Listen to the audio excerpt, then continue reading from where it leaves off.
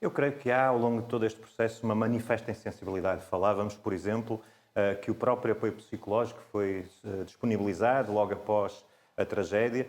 Poucos dias depois já havia intenções de deixar de o prestar às populações. Portanto, é uma sucessão de situações de absoluta insensibilidade que nós podemos constatar aqui. E a questão do memorial é de facto uma questão muito reveladora, não é verdade?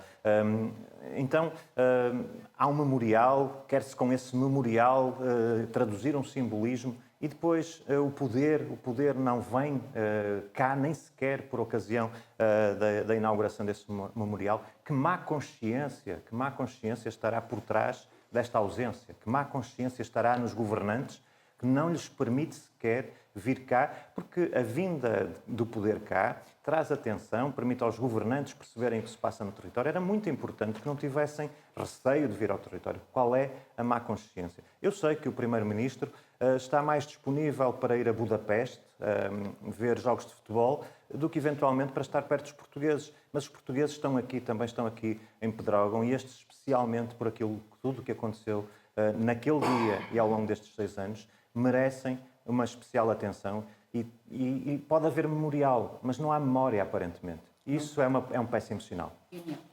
Eu creio que é muito importante, numa data como esta, num local como este, fazermos um exercício de memória. A memória destes acontecimentos não pode, por respeito a tudo o que aconteceu, às vítimas, deixar de ser feita. E, portanto, é uma obrigação cívica, pelo menos nesta altura do ano, neste momento, sempre que for possível, mas neste momento, pelo menos, ter esta presença e vir aqui perceber como é que as coisas evoluíram.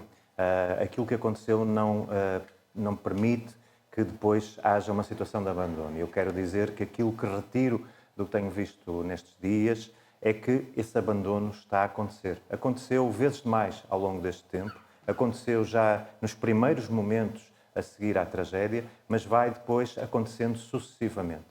E, portanto, não é tanto uma questão de presenças hoje, da minha presença, isso é uma obrigação, obviamente, cívica, mas é mais uma questão das ausências. E nós temos ausências muito, muito relevantes neste dia em Pedrógão Grande. E, portanto, quem tem o poder político hoje em Portugal, quem estava também no poder político quando a tragédia aconteceu, tem uma obrigação adicional de solidariedade com este território, com estas pessoas, e manifestamente não está a cumprir. E queria também fazer um apelo ao Sr. Presidente da República.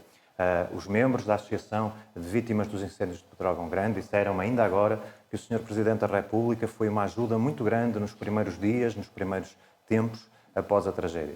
Pois eu queria pedir ao Sr. Presidente da República que não desista desse território, porque ele tem o poder de trazer a atenção que está a faltar a este território, a estas pessoas. E, portanto, aqui fica um desafio grande ao Sr. Presidente da República. Depois, no que diz respeito às questões que foram discutidas concretamente nesta reunião, eu iria resumir em 3 ou 4 pontos. Como digo, há aqui uma questão de abandono que tem que ser contrariada.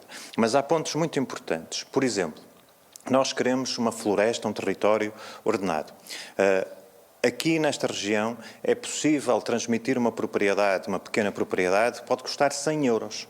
Mas depois o custo da transmissão dessa propriedade é de 200, 300 ou 400 euros. Ora, esse tipo de custos dificulta que as propriedades sejam transmitidas e que possam depois ser organizadas e tratadas porque têm interesse nelas. Portanto, primeiro apelo, que se olhe para a questão da transmissão da propriedade, reduzindo os custos dessa transmissão. Segundo ponto muito importante. Hoje, 2023, que estamos aqui, 6 anos depois da tragédia, continua a haver um problema muito sério de comunicações. Os senhores jornalistas estão aqui, sabem a dificuldade que têm em fazer as transmissões das imagens para os estúdios, porque a rede é péssima ou inexistente. Isso reforça a situação de abandono, traz insegurança às pessoas e é um ponto que o Estado tem também que resolver.